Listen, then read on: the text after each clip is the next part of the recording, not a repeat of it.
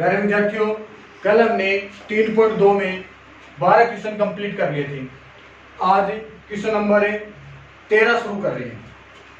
तो देखना, question number 13 आपको दे रखा है एफ एक्स इक्वल है cos x minus sine x 0 sine x cos x 0 0 0 1 और आपको सिद्ध करना है f x into f y बराबर एफ एक्स प्लस वाई। ये आपको सिद्ध करना है, यानी कि दर्शाना है।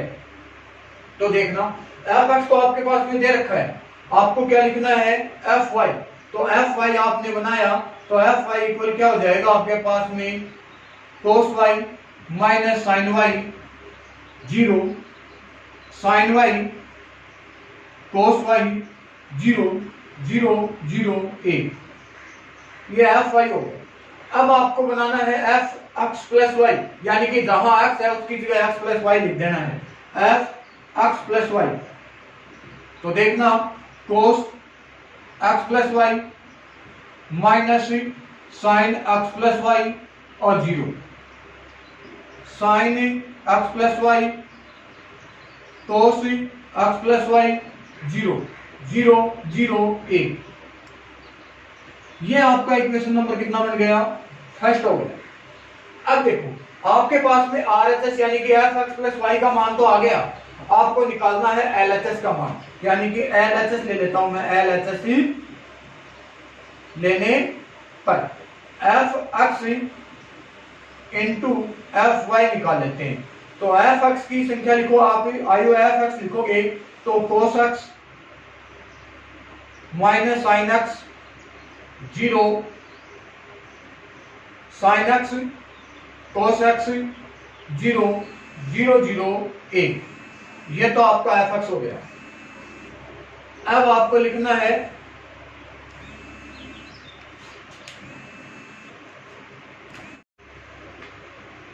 एफ एक्स, आपका हो गया एफ वाई, हमने कर लिया एफ एक्स प्लस वाई, ये हो गया समीकरण नंबर 1। अब एफ एक्स को एफ वाई से गुणा करना है, तो एफ एक्स की संख्या लिख दी, एफ वाई लिखोगे आप cos y minus sine y 0 sine y cos y 0 0 0 1 लिख दिया। अब आपको क्या करना है, एफ एक्स को एफ वाई से गुणा करना है, यानी कि पहली पंक्ति पहला स्तंभ। देखना, एफ पहली पंक्ति को पहले स्तंभ से गुणा करते हैं तो cos x cos y cos x cos y minus sine x sine y और प्लस क्या हो गया 0। पहली पंक्ति दूसरा स्तंभ minus cos x sine y minus sine x cos y और प्लस क्या हो गया 0। पहली पंक्ति तीसरा स्तंभ 0 प्लस 0 प्लस 0। अब जब दूसरी पंक्ति पहला स्तंभ sine x cos y plus cos x sine y plus 0। दूसरी पंक्ति दूसरा स्तंभ minus sine x sine y plus cos x cos y plus क्या हो गया 0। दूसरी पंक्ति तीसरा स्तंभ 0 प्लस 0 प्लस 0। तीसरी पंक्ति पहला स्तंभ करते हैं तो 0 प्लस 0 प्लस 0। तीसरी पंक्ति दूसरा स्तंभ 0 प्लस 0 प्लस 0। तीसरी पंक्ति तीसरा स्तंभ 0 प्लस 0 प्लस 1। ठीक है यहाँ तक। अब देखो, मैंने आपको कक्षा 11 के अंदर त्रिकोणमिति के टोटल फॉर्मूले आपको बताए हुए हैं। उसमें यह फॉर्मूला होता है cos x cos y minus sine x sine y. इसका फॉर्मूला होता है cos x प्लस y का। cos भी क्या होता है, विपरीत चिन्ह आता है, प्लस का है वहां पे माइनस और माइनस का है वहां पे प्लस। यहां ध्यान देना, इसमें से और इसमें से माइनस चिन्ह मैं ले लेता हूं कॉमन। माइनस चिन्ह कॉमन लेने के बाद भी बन गया sin y cos x plus cos y sin x, यानी कि sin a प्लस b का फॉर्मूला बन गया ये। तो sin y प्लस x या x प्लस y हो गया, और जीरो का आपके पास में जीरो हो गया। ये भी देखो sin x cos y cos x sin y, इसका फॉर्मूला बन गया sin x प्लस y या y प्लस x। यहां देखना cos x cos y minus sin x sin y, इसका फॉर्मूला बन गया cos x प्लस y का। ये जीरो, ये भी जीरो, जीरो और एक। अब देखो इसका मिलाना आप इक्वेशन नंबर फर्स्ट से कीजिए, cos minus sin x plus y zero, sin x plus y cos x plus y zero, zero, zero, एक। तो समीकरण एक से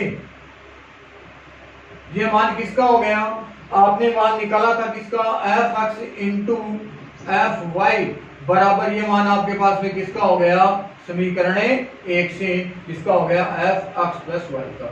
और यही हमें प्रूव करना था। ठीक है, ये आपका क्वेश्चन नंबर क्या हो गया, 13 कंप्लीट हो गया। अब हम करते हैं क्वेश्चन नंबर 14। देखना क्वेश्चन संख्या 14।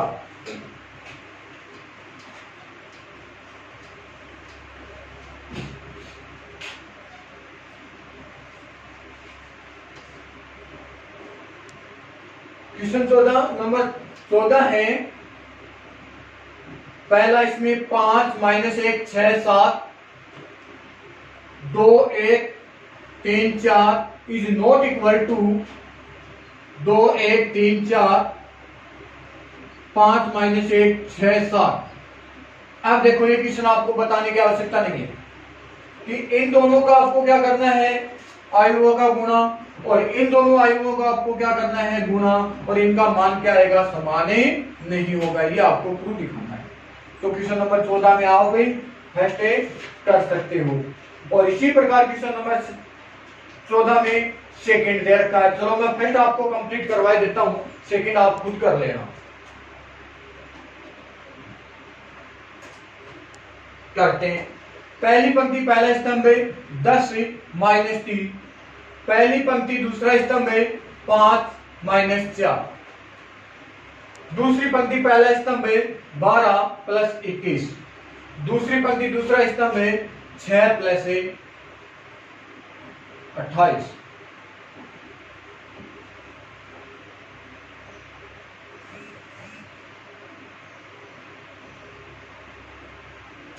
नॉट इक्वल, पहली पंक्ति दूसरा स्तंभ 2 10 प्लस 6, पहली पंक्ति दूसरा स्तंभ माइनस 2 प्लस 7, दूसरी पंक्ति पहला स्तंभ 15 प्लस 24, दूसरी पंक्ति दूसरा स्तंभ माइनस 3 प्लस 7 4 28। देखना ये कितना हो गया आपके पास में, 7 1 33 और 28 और 6 बन गए 34। नॉट इक्वल कितने, 16 5 39 25। देखो बराबर नहीं है, यही आपको प्रूव करना था। इसी प्रकार 14 में क्वेश्चन नंबर सेकंड आप कर लोगे। क्वेश्चन नंबर 15 में आ जाइए आप।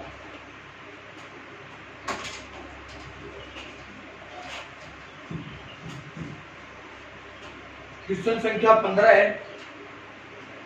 आपको दे रखा है क्या, आयु है ए, यदि ए बराबर आपको दे रखा है 2 0 1 2 1 3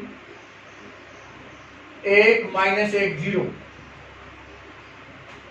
है, तो क्या करना है, ए square minus 5a plus 6i का मान ज्ञात करना है। इसका आपको क्या निकालना है, मान निकालना है।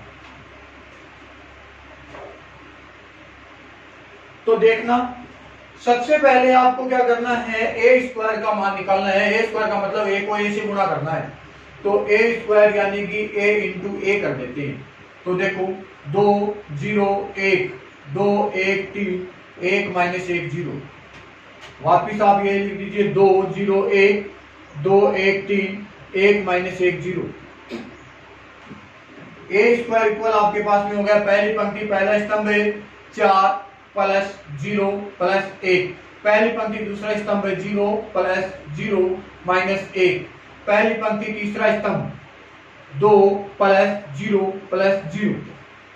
अब आ जाओ दूसरी पंक्ति पहला स्तंभ है 4 प्लस 2 प्लस 3, दूसरी पंक्ति दूसरा स्तंभ है 0 प्लस 1 माइनस 3, दूसरी पंक्ति तीसरा स्तंभ है 2 प्लस 3 प्लस 0, तीसरी पंक्ति पहला स्तंभ है 2 माइनस 2 प्लस 0, तीसरी पंक्ति दूसरा स्तंभ है 0 माइनस 1 प्लस 0, तीसरी पंक्ति तीसरा स्तंभ है 1 माइनस 3 प्लस 0।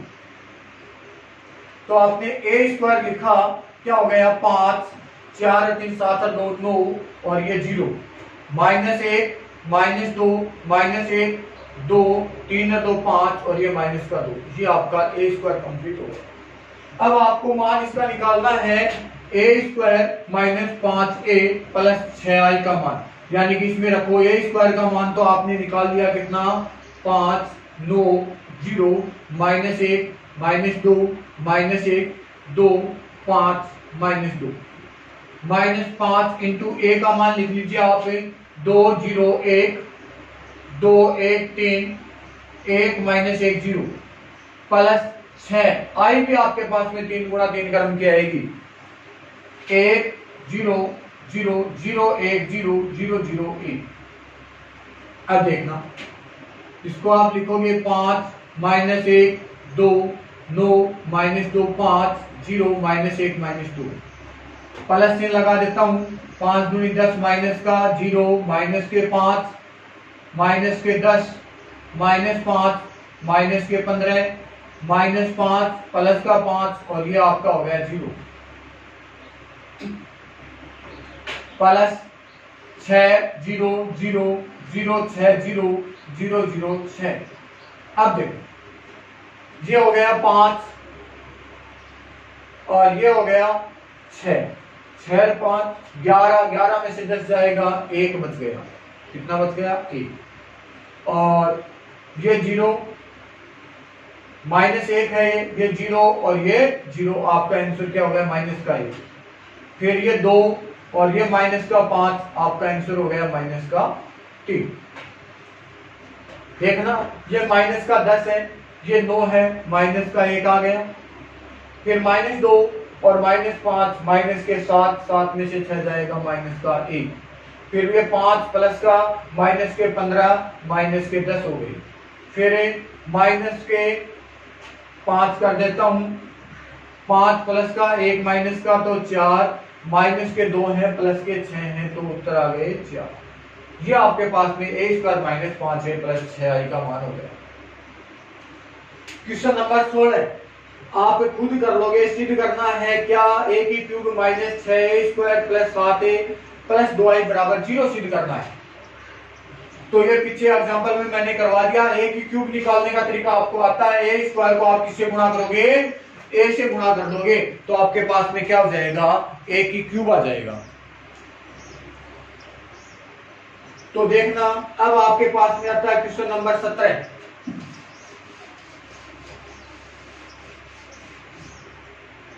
क्वेश्चन संख्या 17।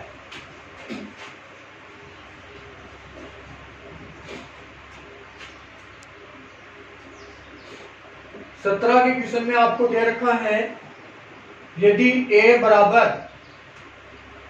3 माइनस 2 4 माइनस 2 और तथा i बराबर दे रखा है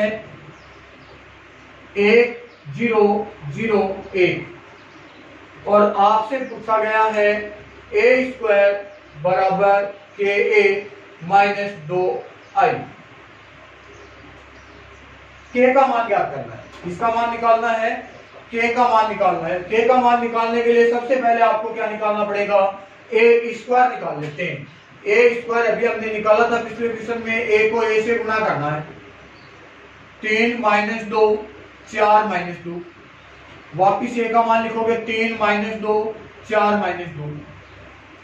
चलो ए स्क्वायर आपने लिखा, गुना कीजिए, पहली पंक्ति पहला स्तंभ 9 माइनस के 8, पहली पंक्ति दूसरा स्तंभ -6 प्लस 4, दूसरी पंक्ति पहला स्तंभ 4 के 12 -8, दूसरी पंक्ति दूसरा स्तंभ -8 प्लस 4। तो आपका ए स्क्वायर कितना बन गया? 1 माइनस के 2 4 और माइनस के 4, ये आपका ए स्क्वायर कंप्लीट हो गया।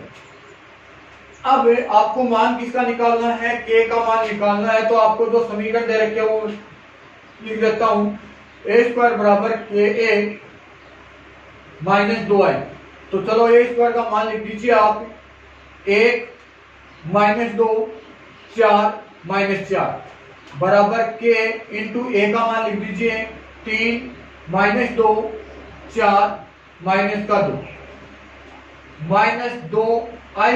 यहां देखो 2 गुणा 2 क्रम की है, ये भी 2 गुणा 2 क्रम की है, तो आई भी क्या आएगी? 2 गुणा 2 क्रम की, 1 0 0 1। आई क्या होता है? इकाई आयु है। 1 माइनस 2 4 माइनस 4 आपने लिख दिया, बराबर क्या हो जाएगा? 3 के माइनस के 2 के 4 के माइनस 2 के, प्लस का चिन्ह लग गया, -2 0 0 माइनस 2 लिख दिया। अब देखो 1 माइनस 2 4 माइनस 4 बराबर, इन दोनों का प्लस करते हैं तो आपके पास में आ जाएगा 3 के माइनस 2, ये हो जाएगा माइनस का 2 के, ये 4 के, माइनस का 2 के माइनस के 2। सिर्फ आपको किसका मान निकालना है? के का मान निकालना है। किसी भी से निकाल सकते हो, इसके बराबर ये लिख सकते हो, इसके बराबर ये लिख सकते हो, या इसके बराबर ये। तो छोटा ये रहेगा आपके पास में, 4 के बराबर क्या हो गया? 4 के। तो के बराबर क्या आ जाएगा? 4/4। तो के का मान क्या आ गया आपके पास में? 1। चाहे इससे करोगे -2 बराबर माइनस का 2 के 2 गुणा में भाग में -2 में -2 का भाग देंगे, कितना आ जाएगा? के का मान 1 आ जाएगा। ये आपके पास में क्वेश्चन नंबर कितना हो गया? 17 कंप्लीट हो गया। क्वेश्चन नंबर 18, और ध्यान से देखना है, क्वेश्चन नंबर 18 थोड़ा सा बड़ा है।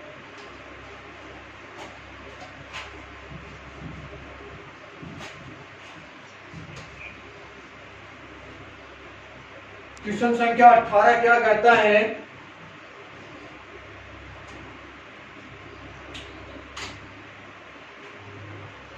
कहता है कि यदि a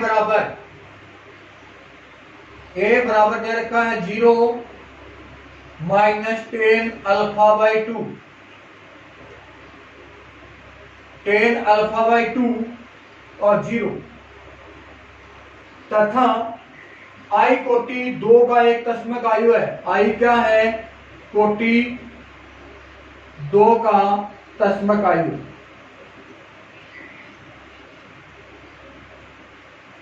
यानी कि 2 गुणा 2 क्रम की क्या है? इकाई आयु है। तो सिद्ध करना है आपको। सिद्ध क्या करना है? सिद्ध करना है क्या? i प्लस ए बराबर i minus A cos alpha minus sine alpha और कोस अल्फा। अब ध्यान करो कि इस क्वेश्चन को देखना भी, अगर डाउट हो इस क्वेश्चन में वापिस आप कमेंट में लिख देना। देखो सबसे पहले हम एलएचएस ले लेते हैं, ध्यान से देखना। एलएचएस ले लिया हमने i प्लस ए, जहां पे i क्या है? 2 गुणा 2 क्रम का तस्मक आयु है। तो i को आपने लिखा 1 0 0 1 प्लस a का मान आपने लिखा 0 minus 10 alpha by 2, 10 alpha by 2 और 0। या इन दोनों का प्लस कर देते हैं तो क्या होगा? 1 minus 10 alpha by 2, 10 alpha by 2 और 1 ये तो आपके पास में LHS कंप्लीट हो गया। अब हम लेते हैं RHS, RHS। RHS लेने पर तो हम RHS लेते हैं तो ध्यान देना I minus A cos alpha minus sine alpha cos alpha. चलो हम लिखते हैं I का मान 1 0 0 1 और इसमें से हम क्या कम करते हैं, माइनस A वाले कम कर देते हैं, 0 minus 10 alpha by 2, 10 alpha by 2 और 0।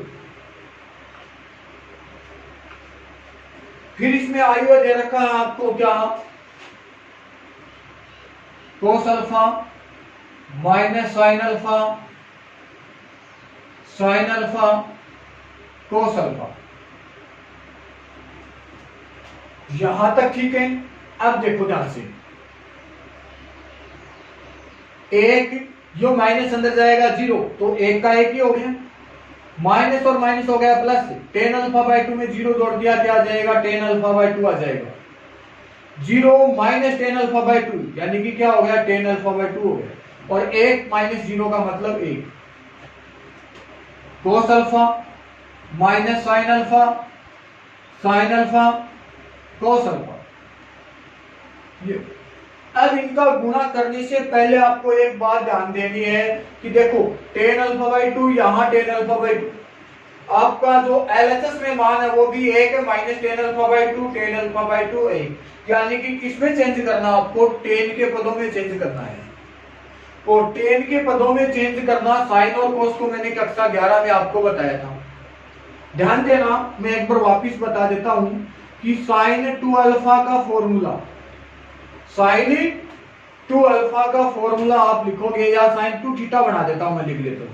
साइन 2 थीटा का फॉर्मूला होता है क्या, 2 tan square theta, 2 tan theta upon 1 minus tan square theta.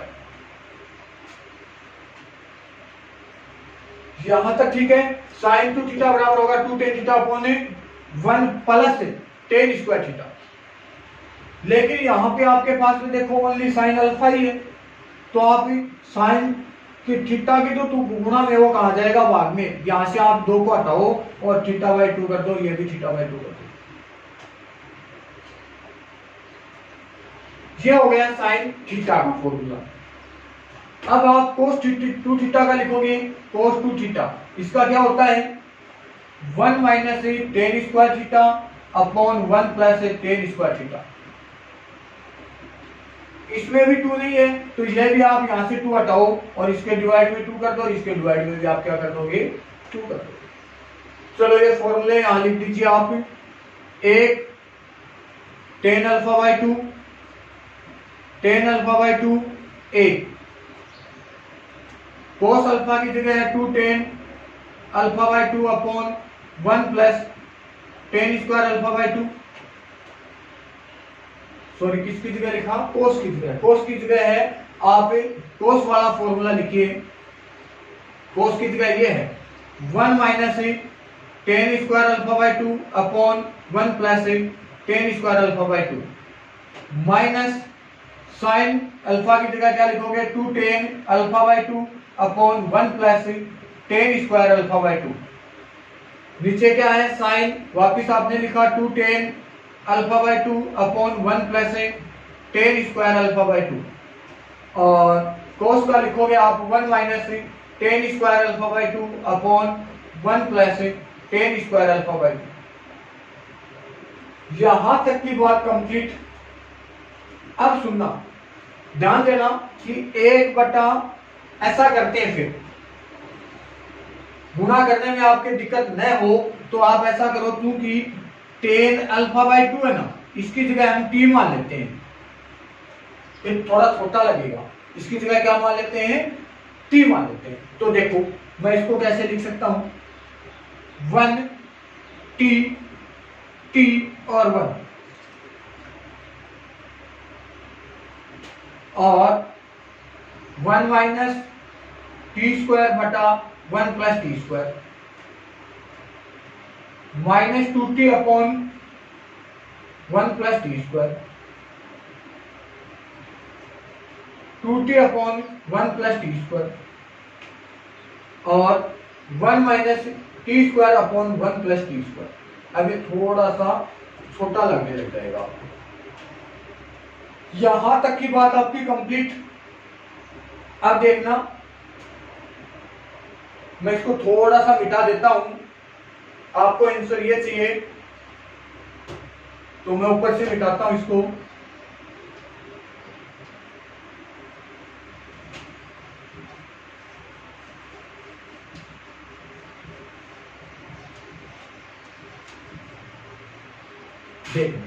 इसमें देखो 1/1 plus T square 1/1 plus T square सभी में है। ये मैं ले लेता हूं कॉमन। तो चलो मैंने कॉमन क्या निकाल लिया, 1/1 प्लस टी स्क्वायर कॉमन निकाल लिया। तो हमारे पास में क्या बच गया, आयु है बच गया 1 टी और 1।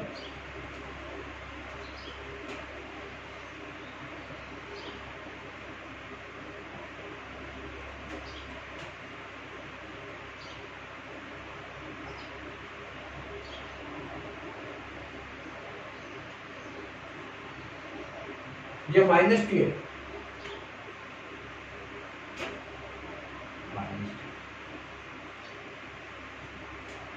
आगे क्या हो गया 1 minus T square minus 2t, ये 2t और 1 माइनस टी स्क्वायर। ये बोर्ड कम, इसकी वजह से दिक्कत आ रही है। यहां तक ठीक है। चलो अब गुणा करो आप 1/1 प्लस टी स्क्वायर तो आपने लिख ही दिया। गुणा करते हैं, पहली पंक्ति पहला स्तंभ है 1 plus minus T square plus 2t square हो गया। पहली पंक्ति दूसरा स्तंभ करते हैं माइनस का 2t प्लस इस t को इससे गुणा करोगे आप, इससे गुणा करोगे t को इससे, तो t को 1 से करोगे t और माइनस टी क्यूब हो जाएगा। यहां पे आ जाओ, दूसरी पंक्ति पहला स्तंभ करते हैं तो माइनस टी को इससे गुणा करेंगे तो माइनस का t और प्लस का टी क्यूब हो गया और प्लस क्या हो जाएगा 2t। दूसरी पंक्ति दूसरा स्तंभ करेंगे minus minus plus 2t square और plus 1 minus T square 1/1 plus T square 1 plus 2t square में से टी स्क्वायर जाएगा टी स्क्वायर, 2t माइनस का है 1t प्लस का है, किसका बच गया माइनस का t बच गया और माइनस का t क्यूब है तो आपने माइनस t कॉमन ले लिया तो 1 प्लस क्या आ जाएगा टी स्क्वायर आ जाएगा। इसमें ध्यान देना 2t प्लस का है t माइनस का, t बच गया और t कॉमन ले लिया तो क्या जाएगा 1 plus T square. 2t square में से t स्क्वायर जाएगा t स्क्वायर माइनस का प्लस का 1। अब देखना 1 plus T square 1 plus T square सभी में है, इसको मैं कॉमन ले लेता हूं 1/1 प्लस टी स्क्वायर और आपने ले लिया 1 प्लस टी स्क्वायर कॉमन तो क्या बच गया 1 माइनस टी और 1। यहां तक ठीक है। ये आपस में आपका कट हो गया और t की जगह आपने क्या माना था, t का मान रख दीजिए। t का मान रखने पर तो t का मान रखोगे, t की जगह आप क्या लिखोगे tan α/2 तो लिख दीजिए t की जगह tan α/2 1 माइनस tan α/2 tan α/2 और 1। अब आप इसको LHS से मिलान कीजिए 1 माइनस tan α/2 tan α/2 और 1 यानी कि ये आपका क्या हो गया बराबर है LHS बराबर क्या हो गया RHS। यही आपको प्रूव करना। देखो इस क्वेश्चन में अगर कोई भी दिक्कत है आपको तो वापिस आप ही कमेंट में लिख देना, मैं वापिस आपको करवा देता हूं। देखना क्वेश्चन नंबर है 19। क्वेश्चन नंबर 19 को आप ध्यान से देखोगे। किसी व्यापार संघ के पास में 30,000 रुपए का कोष है, 30,000 रुपए का कोष है, जिसे दो भिन्न भिन्न प्रकार के बांडों में निवेशित करता है। प्रथम बांड पर 5% वार्षिक तथा द्वितीय बांड पर 7% वार्षिक ब्याज प्राप्त होता है। आयव्यय गुणन के प्रयोग द्वारा यह निर्धारित कीजिए कि 30,000 रुपए के कोष को दो प्रकार के बांडों में निवेश करने के लिए किस प्रकार बांटे, जिससे व्यापार संघ के पास में प्राप्त कुल ब्याज 1,800 रुपए हो जाए और दूसरे में ब्याज 2,000 रुपए हो जाए। तो कुल कोष के पास में कुल राशि कितनी है? 30,000 रुपए, और इसको दो बांडों में विभाजित करना है। कितनी कितनी है वो हमें पता नहीं है, तो हम पहले के पास में मान लेते हैं x और दूसरे के पास में कितनी मान लेते हैं 30,000 माइनस x हो जाएगा, क्योंकि पहले के पास में x है तो टोटल तो 30,000 है। 30,000 में से x आप कम कर दोगे, दूसरे के पास आ जाएगा। क्वेश्चन नंबर 19 है व्यापार संघ के कोष में धन राशि कितनी है? 30,000। कितने बॉन्डों में विभाजित करना है? इसे दो प्रकार के बॉन्डों में विभाजित करना है। प्रथम बॉन्ड है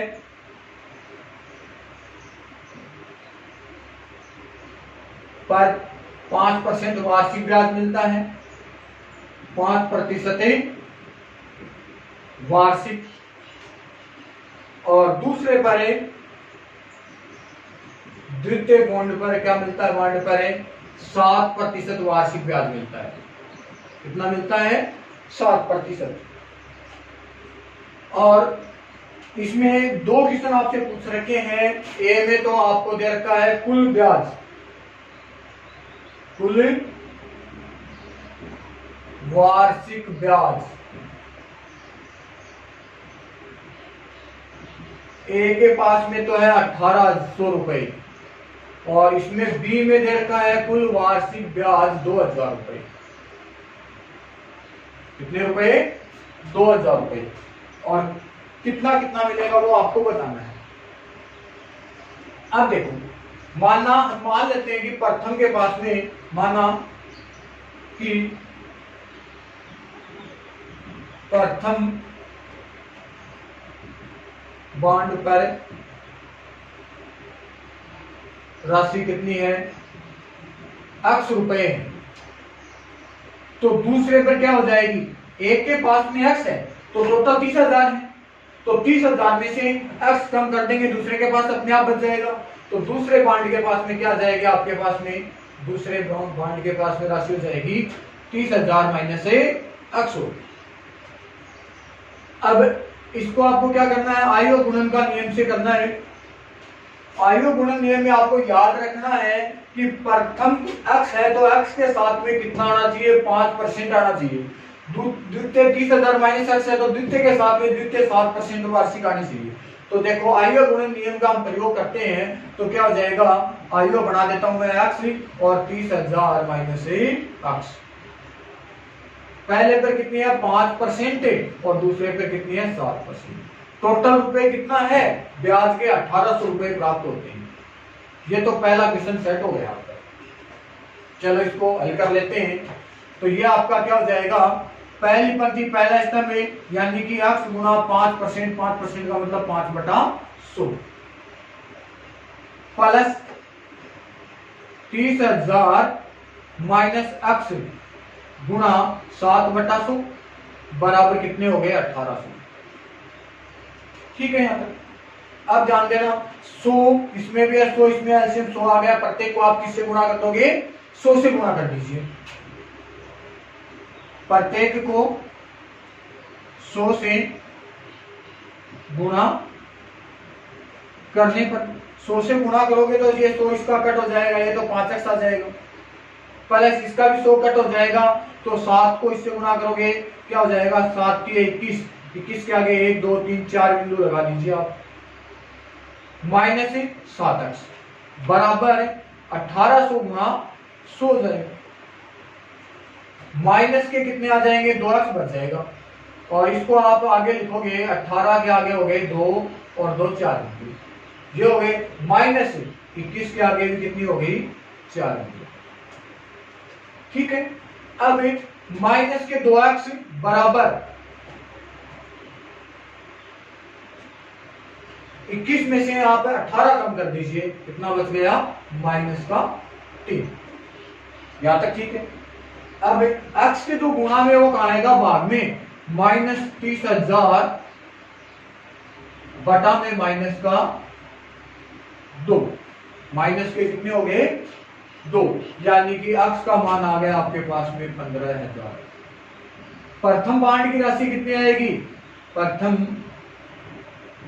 की राशि आपके पास में आ गई 15,000।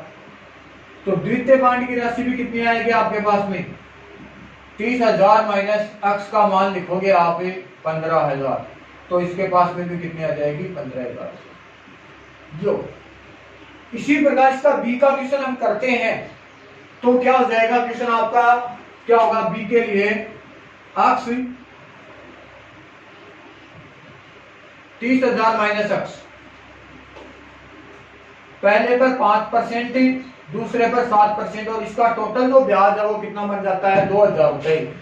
अब इसको आप सरल खुद करोगे। यहां तक की बात कंप्लीट। क्वेश्चन नंबर 19 आपका कंप्लीट हो गया। क्वेश्चन नंबर 20 करते हैं। देखना, ऐसा है क्वेश्चन 20 है कि किसी स्कूल की पुस्तकों की दुकान में 10% रसायन विज्ञान,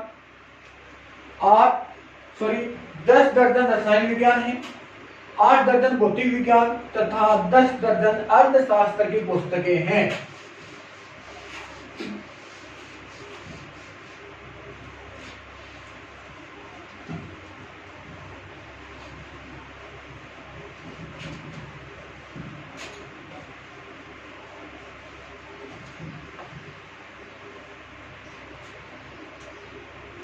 दस दर्जन रसायन विज्ञान। सवाल नंबर 20, रसायन विज्ञान 10 दर्जन, और दर्जन को आप संख्या में बदलोगे तो 10 गुणा 12, यानी कि 120 पुस्तकें किसकी हो गई, रसायन विज्ञान की हो गई। 120 पुस्तकें हो गई रसायन विज्ञान। 8 दर्जन भौतिक विज्ञान, भौतिक विज्ञान कितने हो गए, 8 दर्जन। 8 दर्जन का मतलब 8 गुना 12, 96 पुस्तकें हो गई किसकी, भौतिक विज्ञान की हो गई।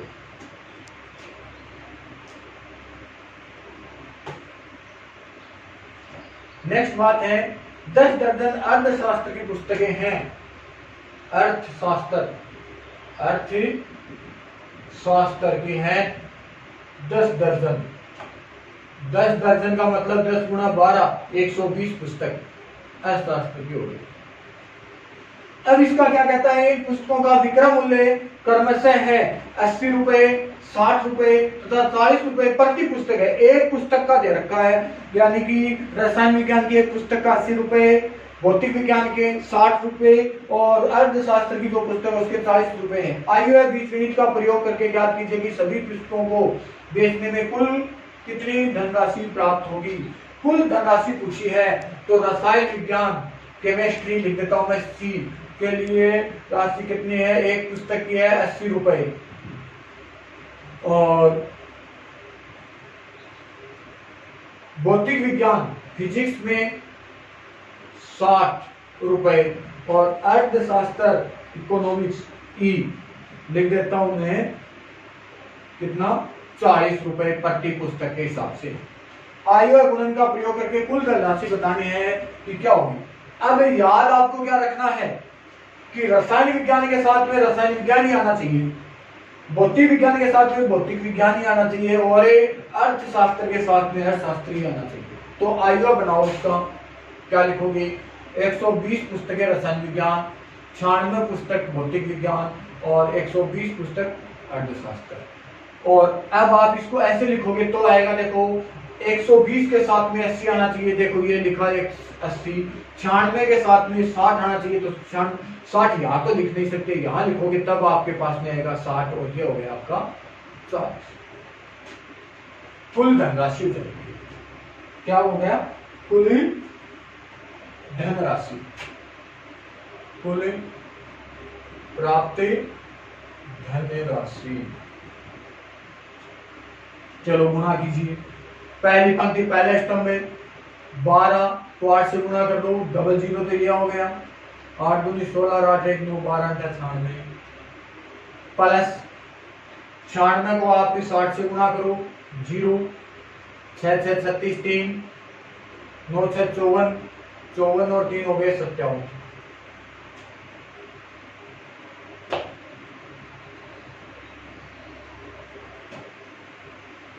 प्लस 120 को आप 40 से गुणा करोगे, 4800। अब इनका आप प्लस कर दीजिए, देखो 0 का तो 0 हो गया, ये 6 कर देता हूं मैं, 8 और 7 15, 15 और 6 हो गए 21, 2 असल हो गए, 4 और 2 6, 6 और 5 11, और 11 और 9 20, 20,160 रुपए प्राप्त हो गए हमारे पास। ठीक, नेक्स्ट करते हैं हम क्वेश्चन नंबर 21 और 22, दोनों सेम है, ध्यान से देखने वाला क्वेश्चन यही है, वस्तुनिष्ठ टाइप के क्वेश्चन है, और इनके लिए मैं लिख देता हूं थोड़ी सी बात।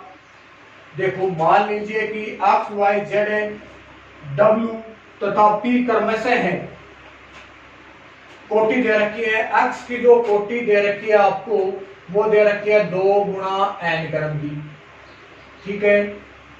y की कोटि दे रखी है वो 3 गुणा k क्रम की, z की कोटि दे रखी है आपको, z की कोटि 2 गुणा p क्रम की, w की कोटि दे रखी है n गुणा 3 क्रम की, और p की कोटि दे रखी है, p की कोटि p गुणा k क्रम की। कोटियां के आयु है, नीचे प्रश्न संख्या 21 और 22 के सभी उत्तरी सही उत्तर चुनना है इसमें से। देखना क्वेश्चन नंबर में 21 लिख देता हूं आपके पास, P Y plus W Y के परिभाषित होने के लिए एन के पी में क्या प्रतिबंध होगा, इसका प्रतिबंध निकालना है।